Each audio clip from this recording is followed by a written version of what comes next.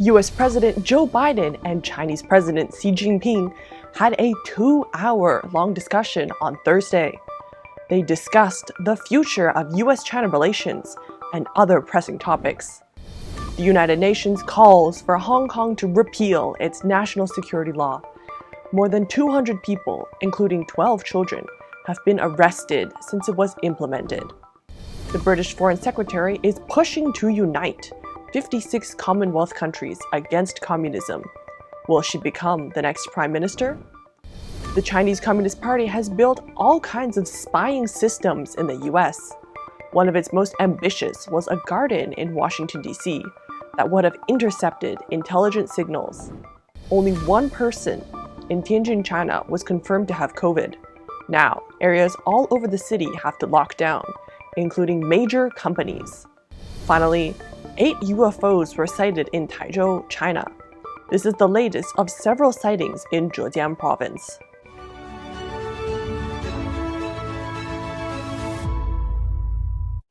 Welcome to Sound of Hope News. My name is Daniela Wolensack, and today is July 29th. On Thursday, July 28th, US President Joe Biden and Chinese leader Xi Jinping discussed the future of US-China relations for more than 2 hours. Xi Jinping warned Biden not to defy Beijing's will regarding Taiwan. The leaders had previously talked on March 18th, shortly after the Russian invasion of Ukraine.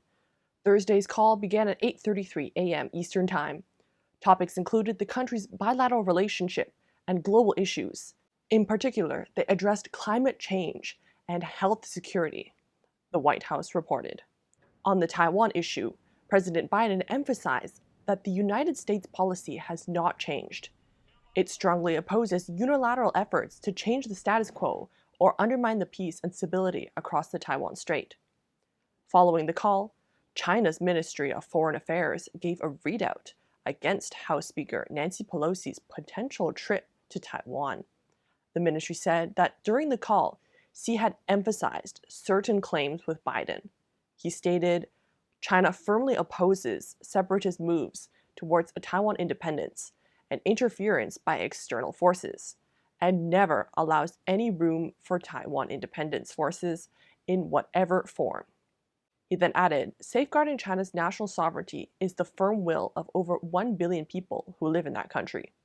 The statement said, those who play with fire will perish by it. It is hoped that the US will be clear-eyed about this. Last week, Beijing warned it would take forceful measures if Pelosi visited Taiwan after the Financial Times reported she would travel to the island next month. During Thursday's phone call, Biden and Xi also discussed arranging a possible face-to-face meeting. Xi was formally invited to Indonesia in November for the next G20 summit of the world's leading economies. It would be a potential location for a meeting with Biden. On July 27th, the United Nations issued a warning against the deteriorating human rights situation in Hong Kong. The warning also called on the Hong Kong government to repeal the Hong Kong national security law. According to Radio Free Asia, the UN's conclusion was the result of the periodic review of Hong Kong's situation every 4 years. The principles of the review were based on the International Covenant on Civil and Political Rights. The UN Human Rights Committee's report pointed out that since the implementation of the law, more than 200 people have been arrested, including 12 children, for endangering national security. The report also listed multiple flaws with the national security law. The founder of the international human rights organization Safeguard Defender, Peter Dahlin, spoke to RFA about the report. He thought that the UN committee's proposal to repeal the national security law is, quote, unusual and very powerful. The Hong Kong government quickly issued a statement of more than 6,000 words on the evening of the 27th. The statement chided the UN for its, quote, baseless criticism of Hong Kong. It also stressed that the Hong Kong national security law, quote, achieved its intended goal to quickly and effectively restore stability and security when needed. The chairman of the Hong Kong Democracy Council Board, Chao Wing-kang, said the Hong Kong government's response was ridiculous and laughable. He added, the Hong Kong government is acting more and more like the CCP regime.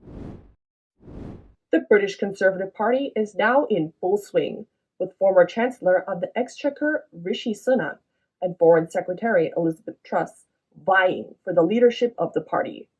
No matter who wins, the relationship between Britain and China will be a turbulent new phase. The Commonwealth is an international organization of 56 sovereign states, most of which are former British colonies and self-governing territories. The head of the Commonwealth is currently Queen Elizabeth II.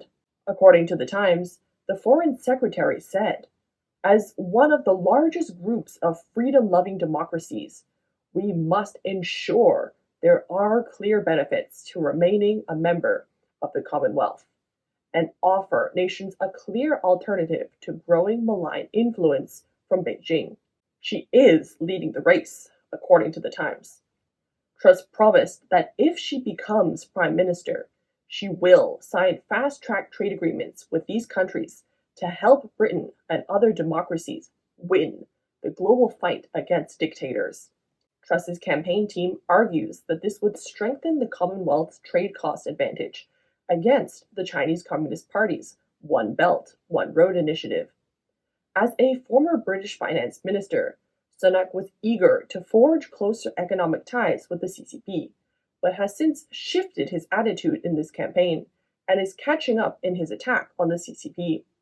Bob Seeley, a prominent conservative, argues that Truss is more concerned about targeting the CCP issue and seeing it as a battle of civilizations, a war between a free and open society and a closed and oppressive one.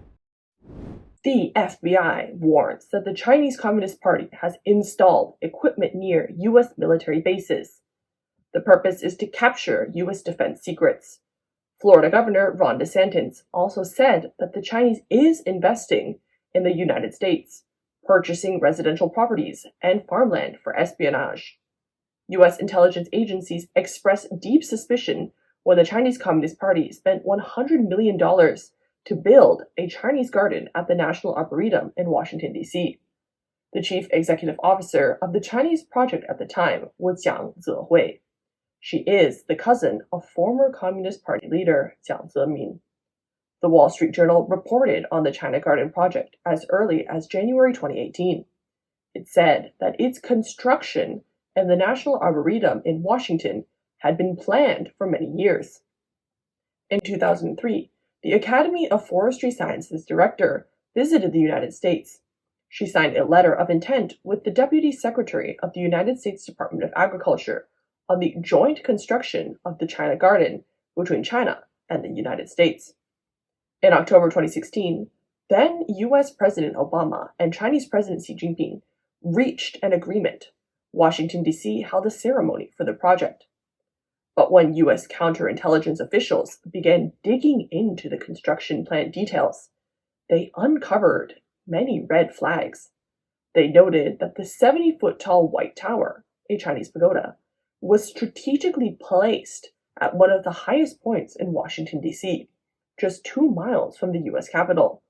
This would have been a perfect location to gather intelligence signals.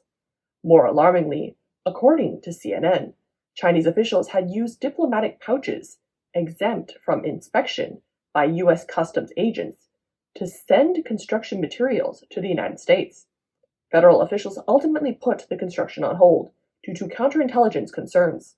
Current affairs commentator Lin Yi speculates that the projects aided by the CCP generally have political purposes. There is no such thing as a free lunch in the world, and countries that benefit from the CCP often find that this kind of gain is not worth their future loss. After one person got COVID in Tianjin, China, the city went into lockdown. The individual was confirmed to have COVID on the 27th. Tianjin is a major city in northern China and is very close to Beijing. One current affairs commentator suspects there is a political reason behind the lockdown. The city of Tianjin announced that from July 27th to 29th, nucleic acid testing will be carried out in some areas for 3 consecutive days. The affected areas included Daci Town, Chilong South Street, Economic Development Group, and microelectronics industrial park in Binhai area. The notice ordered people to stay in town unless necessary. Residents are confined to their homes unless they have a negative COVID test. The sudden halt hit the microelectronics industrial park the hardest. Enterprises like SMIC and NXP Semiconductors stopped production. All employees were asked to isolate themselves at home. Current affairs commentator Yue Shan spoke to Sound of Hope on this unreasonable decision. He said, "The period between the 20th National Congress of the Communist Party of China is particularly sensitive. The party needs to maintain social stability. One reason for the so-called dynamic COVID clearing is not for epidemic prevention, but to limit citizen movements. The Chinese Communist Party is using lockdown controls to maintain social stability.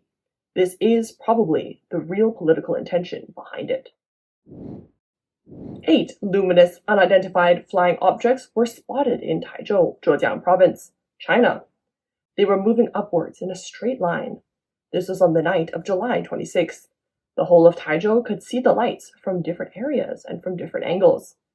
According to experts on extreme news, the unidentified flying objects could be a drone, a conewing lantern, or a kite. But many witnesses questioned this conclusion, saying, "The way they flash one by one, it doesn't look like a conewing lantern." Some also said, "It's no longer a secret that there are aliens on Earth."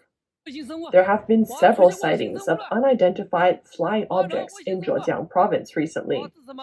On March 23, 2021, 2 unidentified glowing orbs appeared in Haining, Zhejiang Province.